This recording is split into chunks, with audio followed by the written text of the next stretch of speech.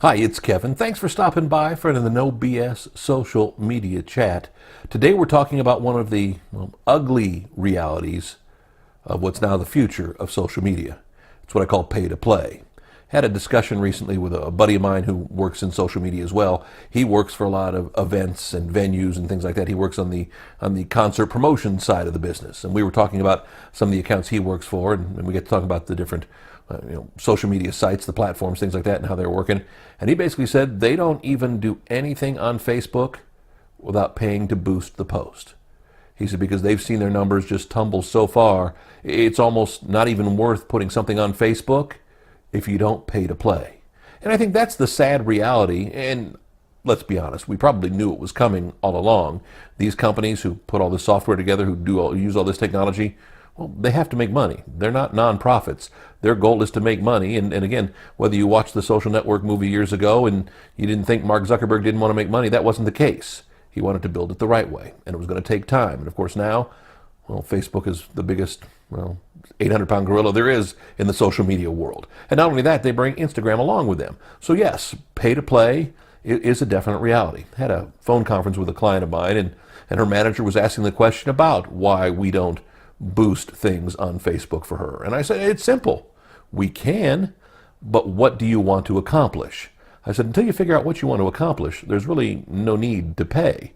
Sure, you can boost things, or you can get placement, get visibility on Twitter. You can do it on Instagram. You can do it on Facebook. There are certain services you can use on YouTube to help boost your visibility, but there's not a true pay-for-play mechanism, yet.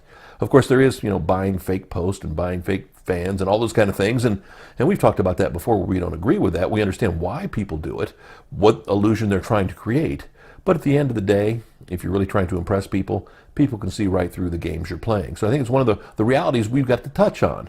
But as I told them, you know what? I think there comes a time, especially when you're talking about big brands when it comes to Facebook, about, yes, why you pay to play. Now, does my company, Intensity Media, need to boost posts?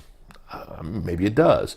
Maybe I would reach more people who would see that the need for social media services, well, they'd want to use me. And maybe I'm wrong about that. But when I look at what I've got, when I look at what they want, hey, for an additional $10, you can reach this in front of X amount of people. Okay, so I spend the $10. But understanding the advertising is one thing, but understanding what you're trying to accomplish with that advertising, well, that's something completely different. And I think, I don't say don't pay to play. I say don't do things like, pay Facebook to get your visibility out there to build the amount of followers you have. Boost posts to be able to, get more engagement. Hey, you know what? If you have a strategy and it fits in the strategy, then go ahead and do it.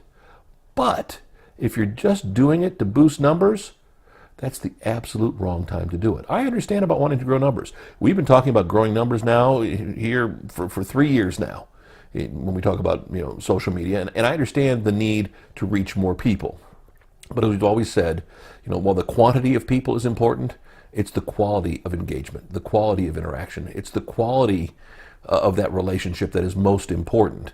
And it's easier to build that relationship piece by piece, one at a time, than just trying to boost numbers. Now, again, I will have recording artists who say that they're going to boost their numbers and they're going to pay to boost numbers so they can, impress other people, other decision makers, whether it's radio decision makers, whether it's label decision makers. And I understand the theory behind it. And 10 years ago, you could do that. 10 years ago, artists going out and buying 1 million video views, nobody was the wiser. Now, with every record company in town having a division who plays in that world, they can tell you real quick if they're real plays or if they're not, just by going to your page and looking at them.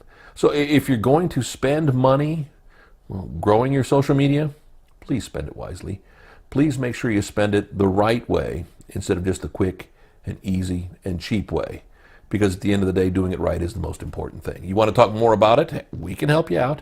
Whether it's just for free or whether it's actually a consultation to talk about taking on your business, we can do that for you. NoBSSocial.com, the website for these videos. You can find me, my phone number, my email address. Learn more about Intensity Media coming up here right after the video. Let's talk again next week. But think about it. If you're going to spend the money, make sure you spend it wisely. And more importantly, put a plan together. We've talked about making a plan. Put a plan together and do it the right way. Back next week with another No BS social media chat. You want to get a hold of us? It's coming up. All the details right here at the end of the video. Thanks so much. Have a great week.